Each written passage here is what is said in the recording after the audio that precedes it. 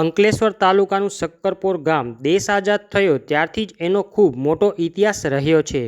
શક્કરપોરની આશરે 2000થી પણ વધારે વસ્તી છે અને એમાં મોટાભાગે આદિવાસી સમાજ, આહિર સમાજ, કોળી પટેલ સમાજ અને અન્ય સમાજના લોકો વર્ષોથી શાંતિથી સંપીને રહે છે। પરંતુ જ્યારે પોતાના ગામમાં કોઈ પણ અત્યાચાર થાય, તે સરકાર દ્વારા હોય કે પછી અન્ય કોઈ કારણસર હોય, ત્યારે ગામના દરેક ભાઈઓ તથા ખાસ કરીને બહેનો પણ જે અત્યાચાર કરે છે તેમનો સામનો કરે છે અને પોતાનો જીવ આપી દેવા માટે પણ તૈયાર રહે છે।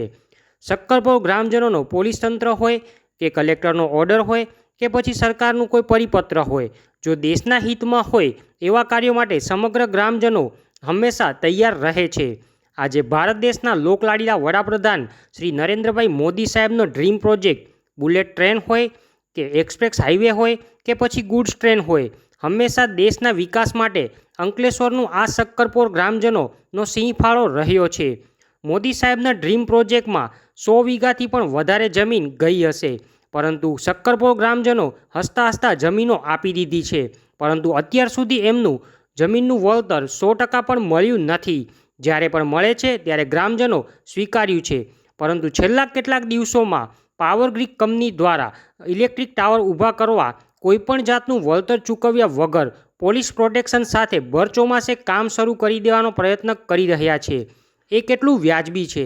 શક્કરપોર ગામના લોકોની જમીન તો લઈ જ લીધી છે, પરંતુ નવા પ્રોજેક્ટો લાવી બચેલી જમીનો પણ પ્રાઇવેટ કંપની લેવા લાગી છે, તો આ કેટલું વ્યાજબી છે?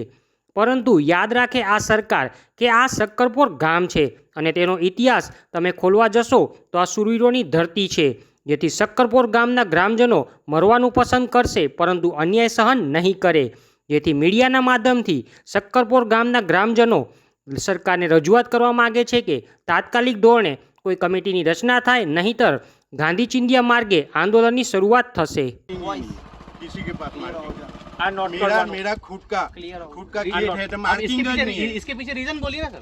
मार्किंग कहाँ पे है? मार्किंग लगाओ कि यहाँ आने वाला। एक मिनट सर, આજે 11 વાગ્યાથી અમને પોલીસે બોલાવેલા ત્યાં સજોદ પોલીસ સ્ટેશનમાં, અને આ પાવર ગ્રીડ કંપની જે ટાવર ઊભા કરે છે એ ટાવર ઊભા કરીને આદિવાસીઓની જે જમીન છે તે લોકોને આદિવાસીને જબરજસ્તીથી પોલીસનું પ્રોટેક્શન લઈને જબરજસ્તીથી એ લોકો ટાવર ઊભા કરવા માંગે છે। અને વળતરની વાત કરીએ કે ભાઈ અમને લોકેશન બી બતાવતા નથી, આદિવાસીઓને લોકેશન એ રીતે બી બતાવતા નહીં કે તમારી જમીન ક્યાં આવેલી છે, કેવી રીતે તમે એ કરો છો ને કેવી રીતે જશે ને શું આપવાના એ પણ એ લોકોએ જણાવ્યું નથી।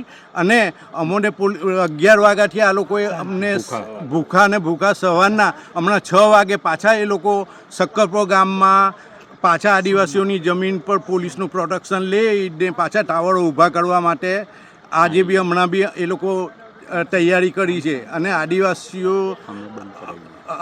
આદિવાસીઓ બહિષ્કાર કરે છે કારણ કે કામગીરીનું, કેમ કે મોરબીમાં જે ઓર્ડર થયો છે 1003નો તે ઓર્ડર અમને એ વળતર આપો, પલસાણામાં ઓર્ડર થયો એ રીતે કોમર્શિયલ જંત્રી પ્રમાણે અમને વળતર મળવું જોઈએ, એ અમારી માંગ છે।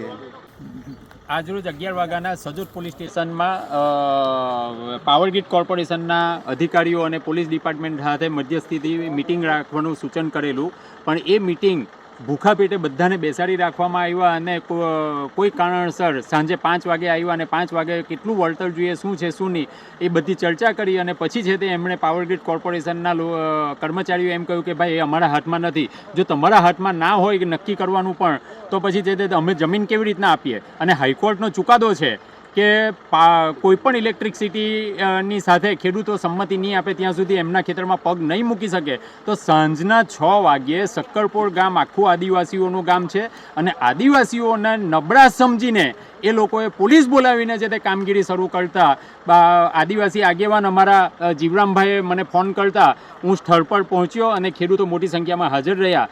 આવનારા દિવસોની અંદર જો આ રીતના પ્રક્રિયા કરવામાં આવે અને કલેક્ટર સાહેબે જે ઓર્ડર કર્યો છે એ ઓર્ડર એકતરફી છે, અમને વાંધા માટે બોલાવેલા હતા અને વાંધામાં અમારે જે હાલવાનું હોય તે આપે. વળતર બાબતની કોઈ પણ પ્રકારની ચર્ચા થઈ નથી અને પાવર મિનિસ્ટ્રીની ગાઈડલાઈન છે લો સાથેની 2013ના કાયદા પ્રમાણે કે વળતર કેવી રીતના નક્કી કરવું એમાં સ્પષ્ટ ઉલ્લેખ છે કે ડિસ્ટ્રિક્ટ કલેક્ટરે વળતર નક્કી કરીને છે તે કામગીરી કરવાની જવાબદારી છે. બીજું, રાજ્ય સરકારનો એક ઠરાવ છે કે જ્યાં સુધી ખેડૂતોને 80% પેમેન્ટ ન મળે ત્યાં સુધી કામગીરી કરવી નહીં.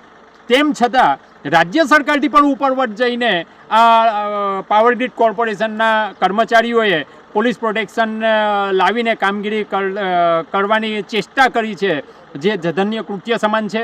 જો આને આ જ પ્રક્રિયા ભરૂચ જિલ્લામાં રહી તો આવનારા દિવસોમાં જલ્લદ અને ઉગ્ર આંદોલન થશે એ નક્કી છે. જય જવાન, જય કિસાન, જય જવાન.